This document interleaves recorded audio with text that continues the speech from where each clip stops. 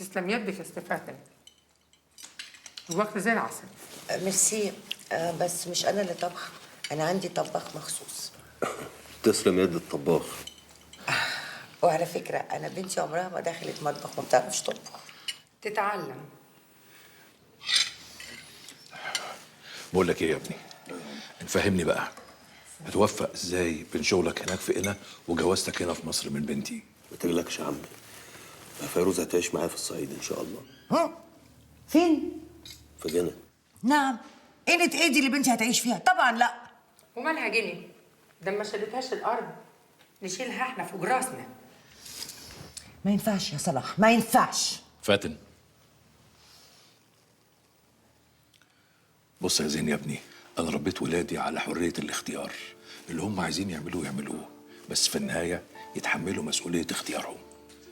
قولي لي يا بنتي، انت موافقه انك انت تسافري وتعيشي معاها هناك؟ دي حياتك يا بنتي وانت اللي هتعيشيها، فاختاري زي ما انت عايزه من غير اي ضغوط مننا. يا فيروز،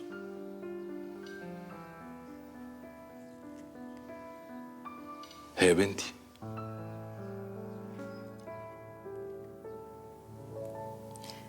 ايوه يا بابي، موافق. الله اكبر، وشاهد شاهد من اهله. واقفه يعني ايه؟ انت اتجننتي؟ عايزه تروحي مكان لا روحتيه ولا تعرفي عنه اي حاجه؟ وبعدين يا هانم بقى، انا كأم من حقي ان انا اعرف بنتي هتعيش فين بالظبط. وماله، ما قلناش حاجه. تيجوا تنورونا وتأنسونا وتشوفي المكان اللي بنتك هتعيش فيه. تحدد ميعاد الزياره امتى؟ مش قلت لك قلبي مش مرتاح له؟ مش قلت لك ما تعلقيش نفسك بحبال دايبه؟ خلاص ياما، هي ما كانتش تعرف. كان لازم تحس انها مش في دماغه ولا عمرها كانت على باله قبل ما تاخد على وشها وتلاقيه رايح يتقدم لبنت من بنات مصر. نصيبه ياما، نصيبه. ما اسمهاش نصيبه، اسمها تخطيطه. ما هي ياما، كفايه انا مش قادره ولا اعصابي متحمله حاجه. خلاص ياما والنبي ما تدوسيش عليها اكتر من كده. لا، لازم ادوس عليها عشان افوقها واخليها تشيله من راسها وتركز مع نفسها. اوعدك ياما، اوعدك انها هبقى جنانية، مش هفكر غير في نفسي وبس. معلش يا بنتي، معلش يا بنتي، معلش حتى من قلبي. والنبي عشان خاطري اوعى تقول لا. والنبي يا سي هتلر اوعى تقول لا. يا وليه يا حمادي، كان حبيبك عسل، ما تلحسوش كله. ده حقنا وحق اي ست متجوزه. متجوزة في ظروف عادية، مش في ظروف زي دي. يا ساتر يا رب، هي اللي بترحم ولا بتسيب رحمه ربنا تنزل؟ لا، بعد كل اللي عملته وما بترحمش. طب حطي نفسك مكانها وقولي لي، لو انا دخلت عليك في مملكتك ومعايا اللي يشاركك هتعملي ايه؟ هاكلها بسناني.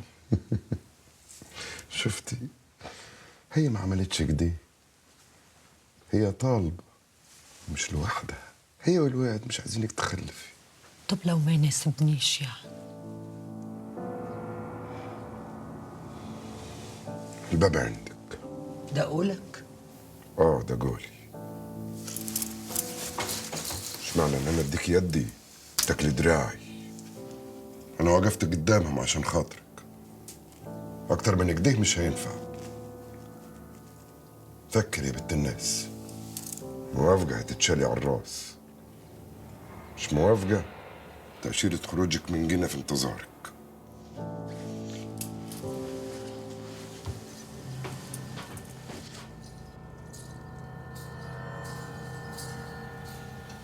والله هتبقى خسارة. برضه كده يا جليله؟ اني اعمل كده في ليلى؟ ليه يعني؟ ده ليلى دي زي بنت ناديه. ده اللي واضح قدام كل الناس يا صالحه. انت لو تعرف ان عملت كديه عشان زين ولدي ياخد ليلى بنتك ما كنتيش قلتي كده. عملتي ما عملتيش، ده جسمه ونصيب. طب قول لها يا دي.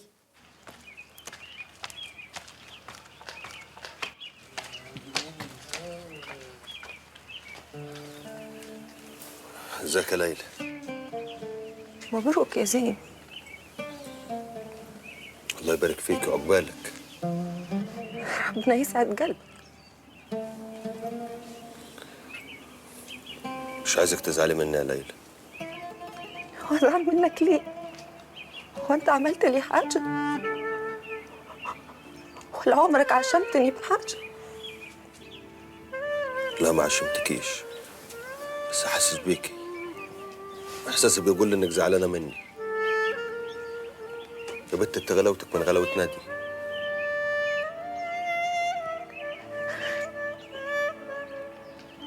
تسلم يا زين. ما تقلقش عليا، انا هبقى كويس، وانت ربنا يتمم لك على خير. عن اذنك.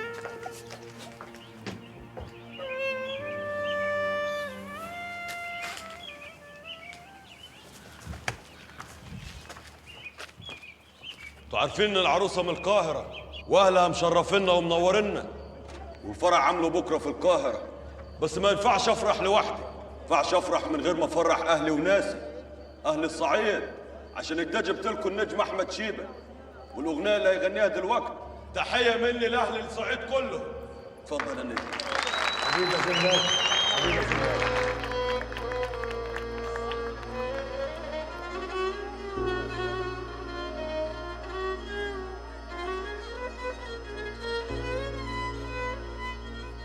في الصعيد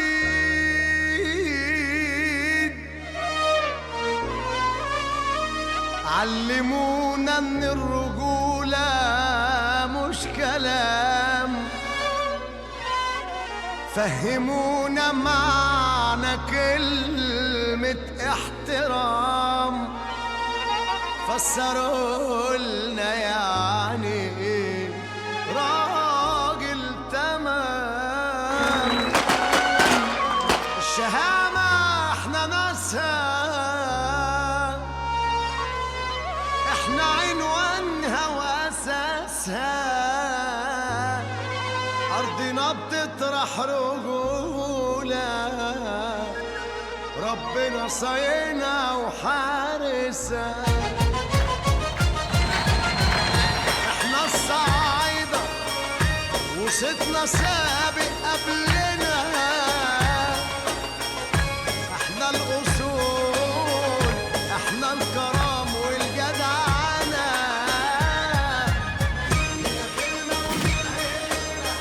وببلدنا الكذب غيبة، وببلدنا الكذب غيبة، عالرجولة شبعونا عمرنا ما نبدأ بعيبة. وببلدنا الكذب غيبة،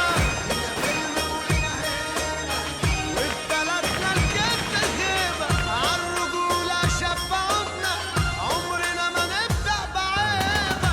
سلوي بلدنا الرجولة والغدر ما نعرفوش، ده اللي يشترينا رحنا نشتريه، واللي بيعدينا ما بنغلبش فيه.